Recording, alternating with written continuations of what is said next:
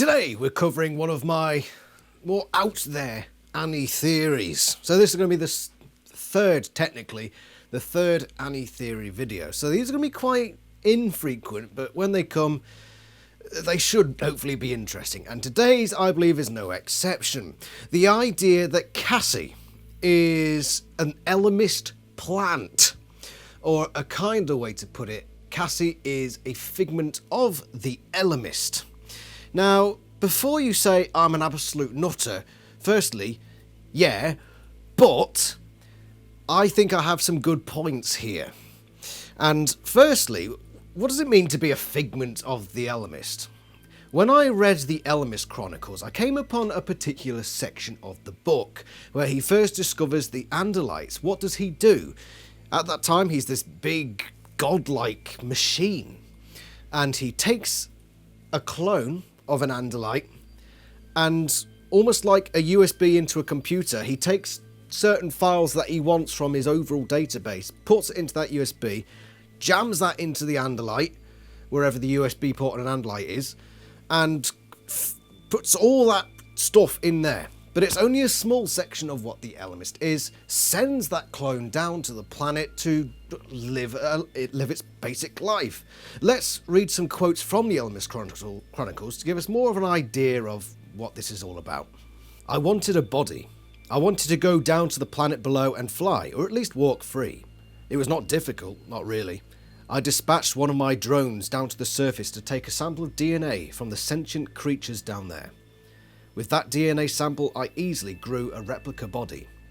The harder question was how I might inhabit that form.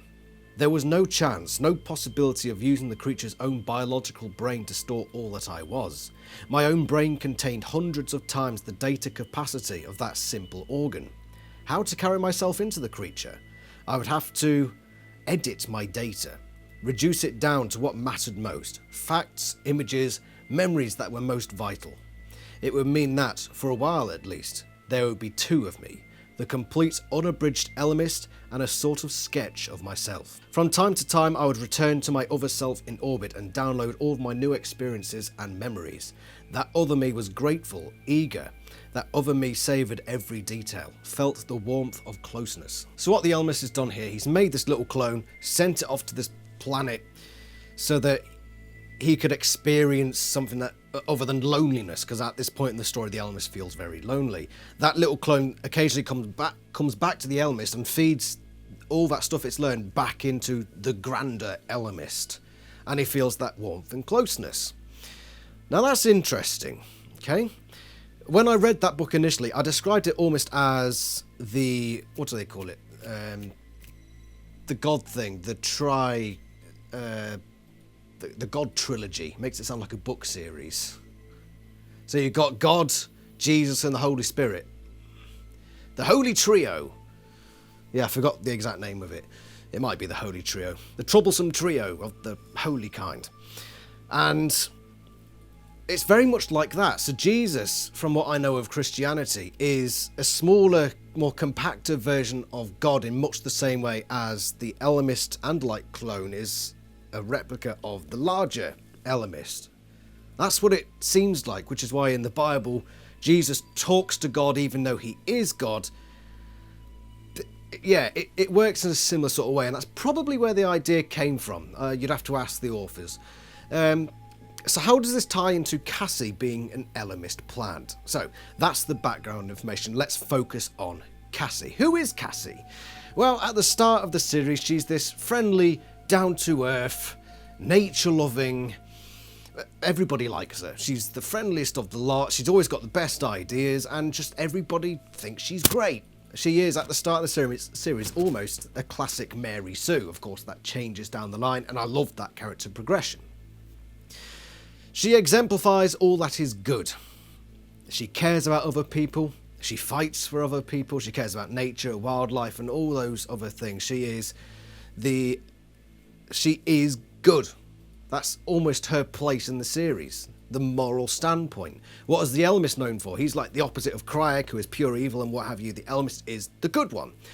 So yeah, we already have that connection of the good character. The character who wants only the best for everyone around. Okay, is that evidence that Cassie is the Elemist? No, of course not. But let's tie it in with other little bits throughout the series. I've got, I believe, 4 main bits of evidence here. So let's go into the AniTheory courtroom. Here are my key bits of evidence. In chronological order, the first bit of evidence comes in book 21, The Threat. The Animorphs are morphing out of flea bodies into this great hall where this massive banquet is going to take place. But they've just reached the 2-hour time limit, and Marco gets stuck in Morph. Not only that, he gets stuck in flea morph, but just about manages to demorph enough so that he's just a really big, like, dog-sized flea. This is what happens. We all stared at the monstrous flea, and at Cassie, and then, slowly, the armour plates began to soften into flesh. Slowly, the mouthparts retreated. The spiked helmet melted into hair. That was like some kind of miracle, David said. What Cassie has done is she's gone up to Flea Marco and just put her hands on him and willed him on. She said, come on, Marco, you can do this, you can do this. And so that happened. Marco bypasses the morphing laws and returns to human. I do not believe in miracles. I always said Cassie had a talent for morphing, and yet this is something I have not seen before.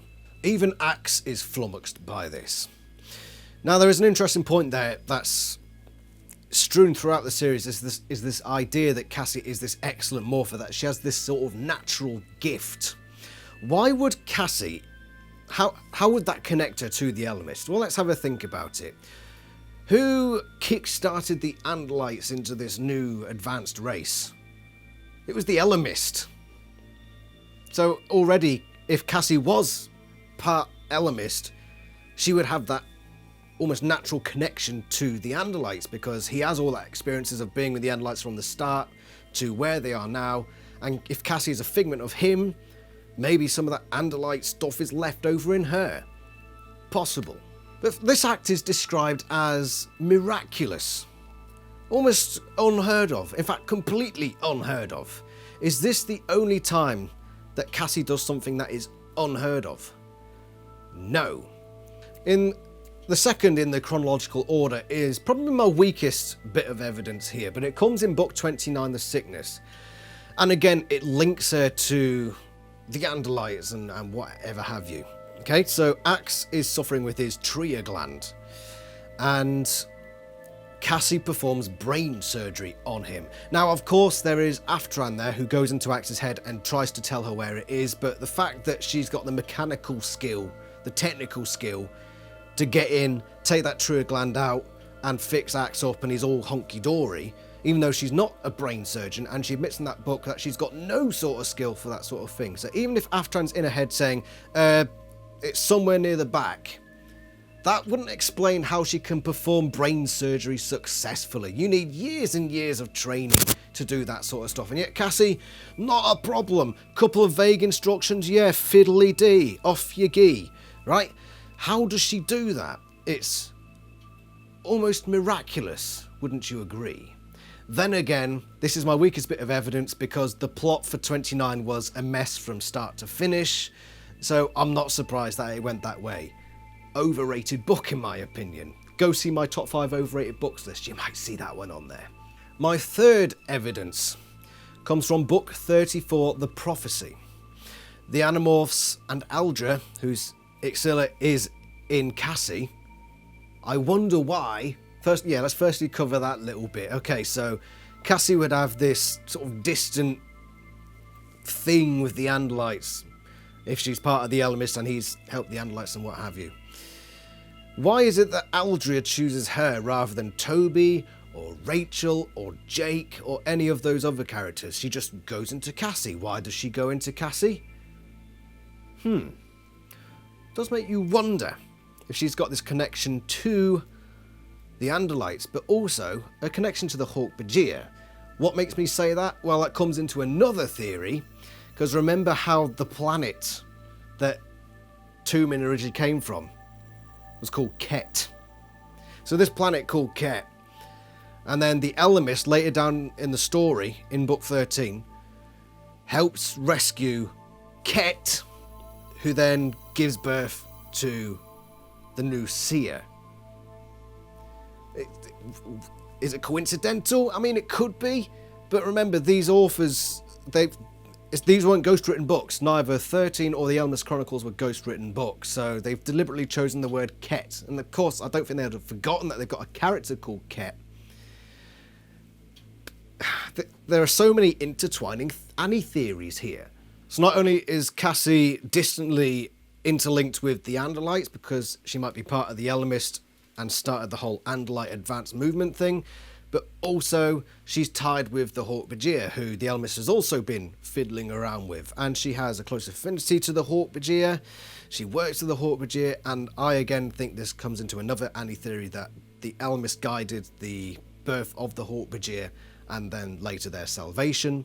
Of course, that would mean that mini-Ellimist, Cassie, would also be heavily involved in that, which is why Aldrea probably thought, this person almost has this weird join with Andalites and Hork-Bajir.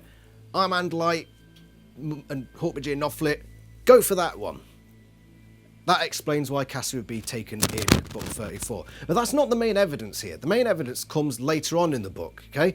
So the Animorphs are flying over the Yurt Pool, and they've got to go in there. Cassie's got to go in there and land as a whale. Okay? Seems pretty straightforward. And they've done this sort of thing before, where they demorph and morph in midair as they're falling. But there's something strange about this one. Morphing is never logical or rational. Things don't happen in a neat, predictable sequence. No one can ever be sure how it will happen. But I could, with some part of my mind I couldn't even feel, some part of my brain which I could not even communicate, shape the way the morphing happened. Axe says I have a talent, a gift. It wasn't my doing, and I don't know where it came from or why I have it. But as I fell and demorphed and fell, my human body had wings that grew and spread wider than osprey wings can spread.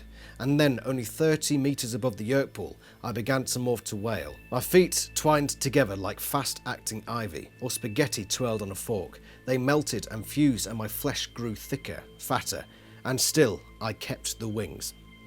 This is the only time we ever see this happening. She's morphing whale. She's demorphing from osprey to human, and then to whale. In every other case in Animorphs, you've got to go fully human. You've got to get to that midpoint 100%. This is the one time where she gets to human, maintains the wings, and then maintains the wings as she's morphing to whale as well. She's doing a double morph. It's almost miraculous. And funnily enough, it's when they're on the Hork-Bajir planet, which they're trying to save for whatever reason, and we never visit the Hork-Bajir planet again. It's almost like the Elemist is playing funny little games here, because he desperately wants something to happen. He thinks, right, this isn't going well. Speed her up, double morph, go. Maybe Cassie has that power. Maybe it was just the Elemist interfering, whatever. Maybe it was just this one time, Cassie in this extremely stressful situation, with her mind crowded with another person, was able to do this miraculous feat. Which is the more likely option? And then my final piece of evidence comes from this book, and I think this is my strongest piece of evidence.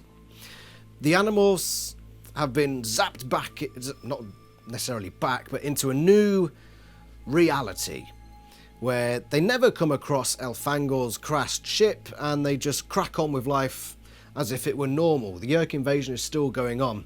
By the end of the book, they find out, and things go a bit funny. They almost end the Yeerks. But something strange happens. Cassie dies near the end, and then she reappears. Let's have a look at some quotes. "It's coming apart quickly now," Cassie said, still staring weirdly around like nothing she was seeing was real. What does that mean? It's all coming apart, and she's sort of staring around as if she's seeing stuff that isn't even there. How does the Ellimist describe it when he's at the end of the Ellimist Chronicles and in other little bits, where he's sitting in this non-space thing, and there's just strings of reality everywhere that he can pull on or do all these things. It's just a reality of strings everywhere, like the ultimate puppet shop. And so it even describes Cassie's looking around weirdly. So I don't like the way it's written, but that's how it's written. And she's sort of like that. She's seeing stuff that isn't even there. How does the book go about trying to explain this? It was the girl, wasn't it? The prune thing said, rolling its green-rimmed eyes upward. She corrupted the time flow. I kept my bargain, the Elemist said. I've done nothing to bring about this result. The girl is an anomaly. She is subtemporally grounded. You were careless. She's a freak of nature, the Drode screamed. The Elemist nodded. Yes, she is. Oh, I see it now, the Drode said. Subtle as always, Elemist. Your meddling came before, didn't it? How could we not have seen it? Elfangor's brother, his time-shifted son, this anomalous girl here, and the son of Visser One's host body? A group of 6 supposedly random humans that contains those 4. You stacked the deck. Did I? The Elemist laughed. That would have been very clever of me. The Drode spat in disgust. You knew the girl was an anomaly. You knew she was subtemporally grounded. And you knew that whatever timeline I built, her presence would eventually destabilize it. She knew from the start that the timeline had shifted. She felt it. Most creatures live entirely within their timeline, the Elemist said. Like a person trapped in a single room. They only see what is within those 4 walls. Others, like yourself, Cassie, can see beyond those walls, can see other rooms as though the walls were translucent. You felt the change. You sensed that things were not right. You could see, only dimly, but still you could see beyond. You could see what should be, where you belonged, and without consciously knowing it, you were working to repair what had been torn apart, to reconstitute time as it should have been. You were a virus in the software. You degraded the subtle workings of the Drode's artificial time shunt. So what happens now? Cassie asked. The Elemist took her hand and held it affectionately. What will happen now? Only you will ever recall so much as a dim memory of this timeline. Cassie is subtemporally grounded into an alternative timeline, or perhaps multiple, it's not really explained, but she's within multiple timelines. What does that mean? Why is she... The Drode and the Elemist both just call her an anomaly and don't really explain much else apart from that. She's just an anomaly. They say, so Drode says, right, so you've got Elfangor's son, you've got Elfangor's brother, you've got Visser One's son, you've got, who else was there? I think that's about it, which means Jake and Rachel are nothing that important. I also must point out that the Drode mistakenly says you've got a group of 6 humans. Well, no, because one of them is an Andalite. Book! Sort it out. Wrong. That's a different story altogether. Okay? So, what he said here is that the Elemist has stacked the deck with certain human characters with not special abilities, although maybe in Cassie's case, but they've all got a certain purpose for why they're part of this group. Why are Jake and Rachel there? I mean, the Drode didn't really pick them out, really. But Jake is obviously capable of leading this group. Rachel is just the battering ram that he'll use. And the others have their own little thing. So, Tobias is Elfangor's son. Does that play a part in the story? No, but that's not really this book's fault. It's the fault of the series plotting. And of course, you've got Elfangor's brother there. But Cassie is just the anomaly.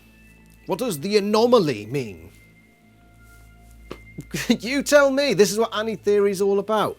But that, I believe, is my strongest piece of Elemist, that she's somehow part Elemist. What I think has happened here is that the Elemist has foreseen all these events, which is why the Drode says, you knew all this beforehand, you meddled, and that's why this group of humans came together for this. So he obviously planned that all along. So he managed to get Elfangor's son, Elfangor's brother, and the rest. And also he thought, how can I really put my stamp on this group and make sure that there's a connectedness, that I can learn what's going on with them? I'll do what I did with the Andalites all those years ago. Makes a human clone and puts some of him inside that human and just, there you go. You're part of this game now. Why would that be beneficial? Well, why wouldn't it be beneficial? If part of the Elemist is amongst the Animorphs, he's only given her certain knowledge that she doesn't actually know that her Ellimist creator is up there, whatever, until later on. Go on, get myself all muddled up here. This can only benefit the Ellimist. So why wouldn't he do it? Is he breaking the rules? Not really. Hence, that's probably why he created Cassie without knowledge of who the Ellimist was. The creator Elemist. What do you reckon? I think he planted her before they made the agreement. Planted her before them. Which agreement? Because they chose the two sides to fight. Remember? That was years before Cassie was born. Think so? Oh, the Ellimist and Cryak chose to fight each other? No. They Oh, the Earth rule game thing. Yeah. Yeah, because at the end of the Elemist Chronicles, they say this is going to be our last game, Earth. They see this thing and they got the Yerks there, yeah. So you could be right there. But technically, would you break the rule? Maybe the Elemist put Cassie there, knowing that that could be the last game. So he did it before Cryak came in and said, yeah, we'll do this one. He's already planted his little seed in there. Maybe. So, is there any more evidence to go on? Apart from the fact that Cassie just does all this miraculous stuff. You've got her being a brain surgeon. You've got her helping Marco demorph from flea Nofflit. You've got the double morphing. Those are three big bits of evidence. And then there's the whole time interloper thing in this book, where she's just the anomaly who's somehow in multiple dimensions at once, seeing weird things and grounding them in a different timeline. Do you think Michael Grant might have just smoked a lot of weed while writing that one? Do I think Michael Grant might have just smoked a lot of weed? I mean, it's possible. I mean, that's going to play into the jury decision. So I am judge and jury. And so what do I think of the Cassie is an Ellimist plant theory? Okay, so invisible gavel, this. That's the gavel. Okay. I won't break it. That's a light tap. It's just a very... Right, so...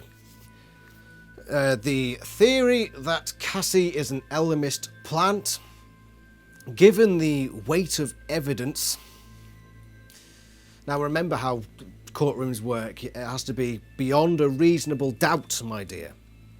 Beyond a reasonable doubt. So what doubt is there for this theory? Your suggestion that the authors were just high off their tits. That's a good reason for why this could just be a load of rubbish. What else? So the stuff in book 29, we can largely put that down to bad plotting, because the rest of the book was bad plotting, so that would be consistent. Book 34.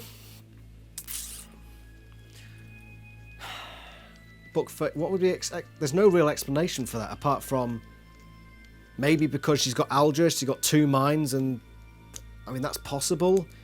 It seems like it would have the opposite effect than making her concentrate more because she's got another mind in there.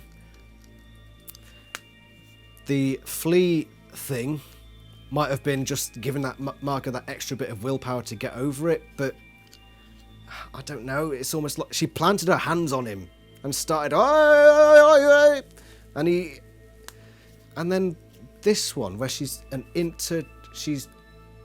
in multiple realities at once, and that's never explained.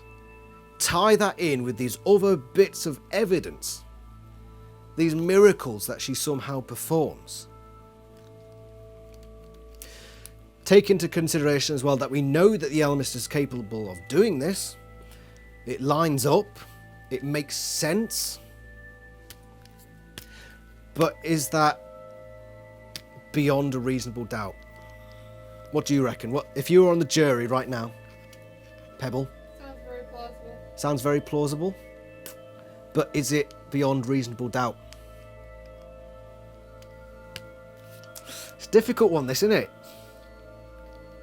Of course, if I decide to go all in on this theory, the Animorphs fanbase will probably rightly call me a nutter. But you know what? I am a nutter. Guilty as charged. Cassie is an Elemist creation, sent to be part of the Animorphs team, as the droid says, meddling with everything beforehand to get line the deck, or whatever they call it. Stack the deck. This was done deliberately. The evidence is there. That is not explained by any other reasonable, plausible explanation. Case closed. That's that. That's now canon in my head. Cassie isn't it? That's weird. How have I come to that conclusion? Well, if you disagree with me, you probably do. Tell me why. If you agree with me, give us a big cheer. Yeah. Yeah! Well done, everyone. Well done. Well done, book. It's the only thing you're good for.